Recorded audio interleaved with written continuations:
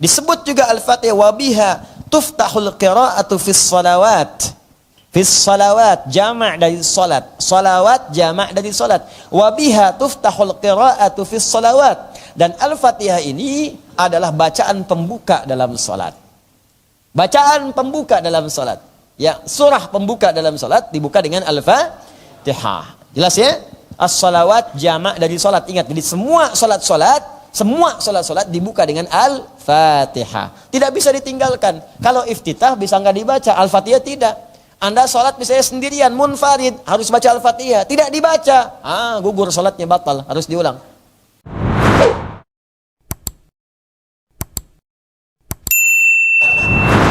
Balik sini. Jelas ya? Maka kenapa disebut Al-Fatihah? Karena dia menjadi surah pembuka dalam Al-Quran yang sifatnya sempurna dari awal sampai akhir tanpa celah. Disebut juga Al-Fatihah wabiha tuftahul qira'atu fis salawat. Fis salawat jama' dari salat. Salawat jama' dari salat. Wabiha tuftahul qira'atu fis salawat. Dan Al-Fatihah ini adalah bacaan pembuka dalam salat.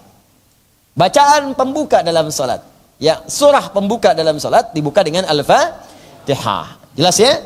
As-salawat jama' dari salat. Ingat, jadi semua salat dibuka dengan Al-Fatihah. Tidak bisa ditinggalkan. Kalau iftitah bisa nggak dibaca, Al-Fatihah tidak.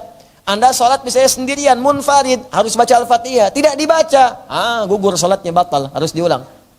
Iftitah boleh dilewat. Allahumma ba'id boleh tidak dibaca. Wajjahtu boleh tidak dibaca. Allahu akbar kabira boleh tidak dibaca. Tapi Al-Fatihah tidak dibaca, batal salatnya.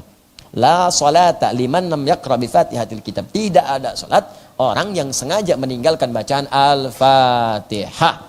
Kecuali dalam kondisi makmum mengikuti bacaan imam. Boleh. Ya, boleh. Apa dalilnya? Hadis dari mazhab Hanafi, hadis dari Nabi sallallahu alaihi wasallam, "Innama ju'ilal imamu liyutamma bihi fa qira'atul imam qira'atul ma'mum." Adapun imam dijadikan untuk diikuti, maka bacaan imam sudah termasuk kemudian mencakup bacaannya makmum. Jadi kalau Anda kemudian salat, tiba-tiba misalnya ingin mendengar bacaan imam saja, boleh dalam mazhab Hanafi. Mazhab yang lain tetap diikuti bacaannya walaupun dalam hati. Makanya imam berikan jeda dengan dua cara. Satu setelah waladhdallin atau setelah bacaan-bacaan yang dibacakan setiap ayatnya. Bismillahirrahmanirrahim. Jeda dulu. Diikuti di belakang oleh makmum dalam hati. Jangan terlalu keras. Ya, kalau keras siap apa bedanya imam dengan makmum? Ya. Jelas ya? Atau jeda setelah waladhdallin.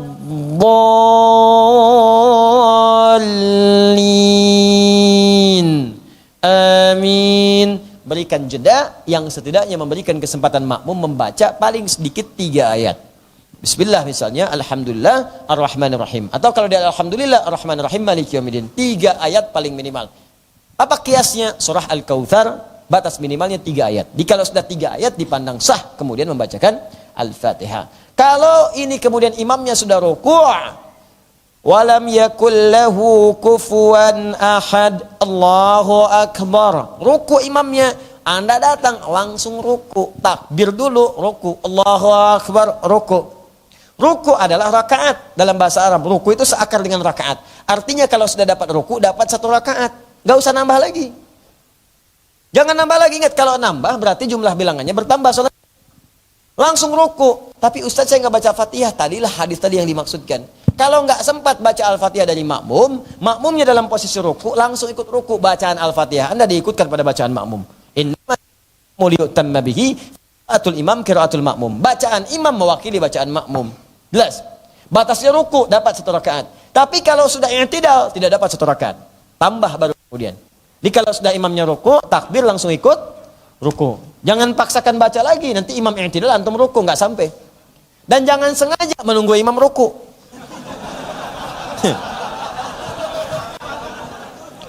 Alif lam mim dzalikal kitabu la raiba fi. Panjangan.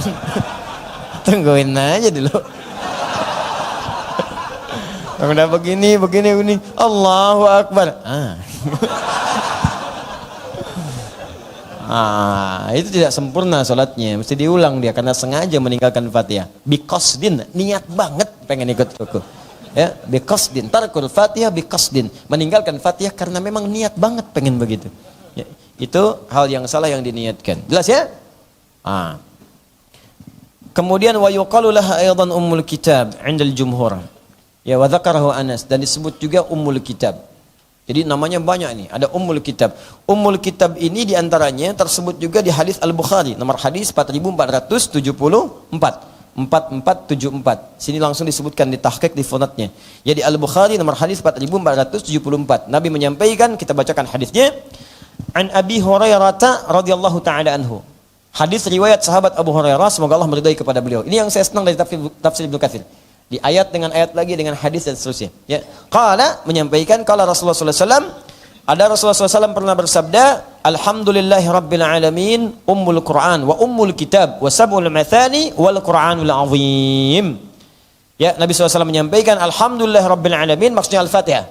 Dikenal juga dengan surah Alhamdu. Ya, Alhamdulillahi Rabbil Alamin, itu Ummul Quran. Pembuka Al-Quran, wa Ummul Kitab, Ummul Kitab. Kemudian Sab'ul Mathani, 7 ayat yang diulang-ulang, wal Quranul Azim, dan intisari dari Al-Quran. Di intisari Al-Quran, intinya ada di Al-Fatihah. Ya, secara singkat teman-teman sekalian, Al-Fatihah memiliki banyak nama. Ya, saya sebutkan di antaranya, di sini ada Ummul Quran.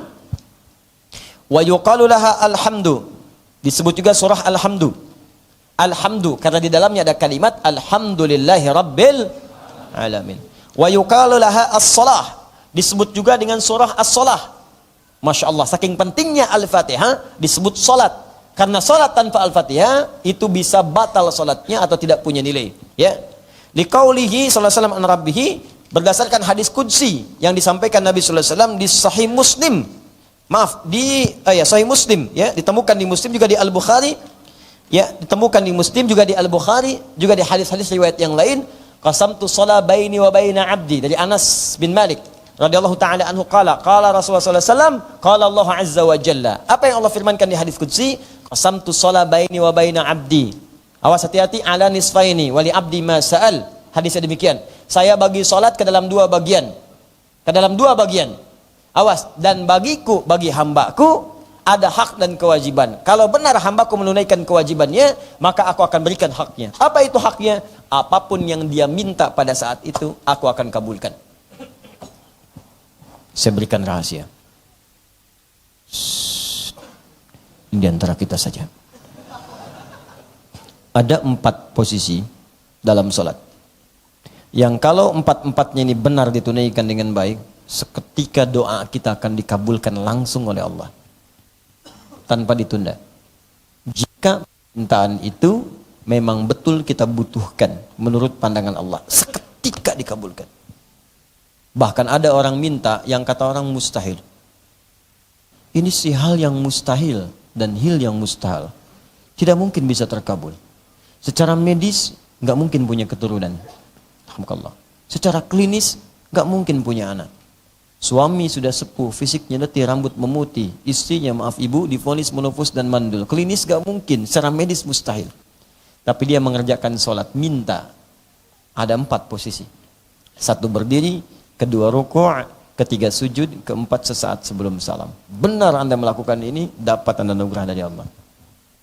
Nah, apa diantaranya? Hadis qudsi tadi. Allah menyampaikan di hadis qudsi, kata Nabi langsung kepada kita, ini hadis sahih. Dibagi 2 salat itu antara aku dengan hambaku. Jika benar hambaku menunaikan kewajibannya, aku berikan haknya. Qasamtu shalah baini wa baina 'abdi 'ala nisfaini. Awas, wali 'abdi ma sa'ala, dan apapun yang hambaku minta aku akan berikan. Apa setelah itu? Bagian pertama berdiri. Idza qala al-'abdu, rahasia pertama. Satu aja saya bahas. Dalam berdiri. Idza qala al-'abdu, jika hambaku berdiri membaca alhamdulillahi rabbil alamin. Dia baca alhamdulillahi rabbil alamin, qala Allah azza wa jalla, Allah langsung jawab, hamadani 'abdi, hambaku sedang memujiku. Wa idza qala al-'abdu ar-rahmanir rahim, jika hambaku berkata ar-rahmanir rahim, qala Allah azza wa jalla athna 'alayya 'abdi, maka Allah langsung menjawab hambaku sedang menyanjungku. Wa idza qala al-'abdu maliki yaumiddin, jika hambaku membaca maliki yaumiddin, qala Allah azza wa jalla majjadani 'abdi, hambaku sedang mengagungkanku. Wa idza qala al-'abdu, ini rahasianya, jika hambaku sampai kepada bacaan iyyaka na'budu wa iyyaka nasta'in, ya Allah sekarang kami ibadah, sekarang kami sholat hanya kepadamu saja. Wa iyyaka nasta'in, dan sekarang ya Allah kami banyak kebutuhan. Kami punya masalah ya Allah. Masalah rizki ya Allah, saya punya utang. Saya punya tunggakan. Saya terjebak riba ya Allah. Saya terjebak rentenir ya Allah. Di rumah tangga saya ada masalah ya Allah. Dengan suami ya Allah, istri saya ya Allah, anak-anak saya ya Allah. Wa iyyaka nasta'in. Dan saya mohon hanya kepadamu saja ya Allah solusinya. Saya minta ya Allah turunkan solusi. Kabulkan doa saya ya Allah. Saya mohon ya Rabb. Saya minta ya Allah. Apa jawaban Allah di hadis qudsi? Beda dengan yang tadi. Perhatikan jawabannya. Hadza baini wa baina abdi. Inilah perjanjian antara aku dengan hambaku. Wali abdi masa'al. Jika hambaku benar, bacaannya sampai di sini, salatnya benar sampai bacaan ini, masa'ala. Apapun yang kamu minta sekarang, aku akan berikan, kata Allah. Aku akan berikan.